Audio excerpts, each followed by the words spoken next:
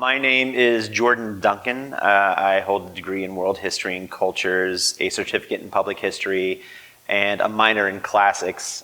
And I am just a really big nerd when it comes to toys. I've always loved toys. I think they're fun. I don't think the fun from toys ever gets old.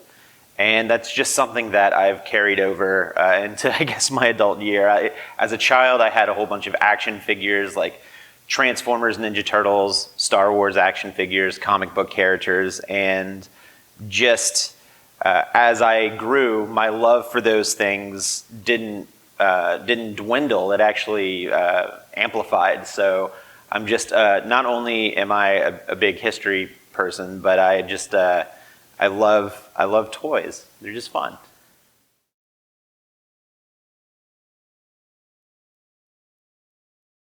Kind of just never getting rid of my old toys.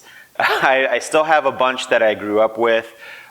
Some of them have seen better days than others, but then a lot of it is kind of recapturing a lot of the stuff that I did have that I don't have anymore. So going back and finding a lot of older figures that I grew up with that had a lot of sentimental value to me as well.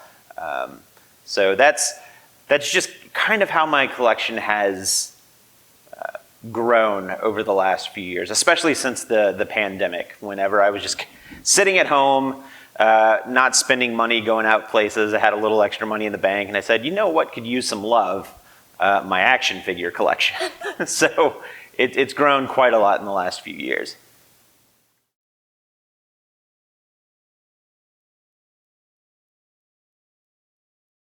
I think the most interesting thing that I've found is when we talk about history, a lot of people associate the phrase history with just a time and a place and not necessarily the cause and effect that history can have, and how the impact of global events 100% affects governments and policies and culture and just how people live their lives. But I don't think that a lot of people realize that a lot of those real world events not only slide into our culture, but slide into our popular culture, which is our films, which is our music, which is our television shows, and to a more extent, our toys.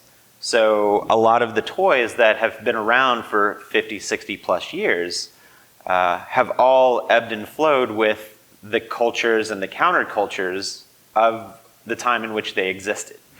And it's still going on today. So I don't think that a lot of people realize how, the counterculture of the 60s might have influenced how Barbie marketed itself or how G.I. Joe marketed itself, so to speak. So I think that is what's the most fascinating to me, or at least the most fascinating in the research that I've done. Thank you. Yeah, well, thank you so much for talking with us today. Thank you for having me.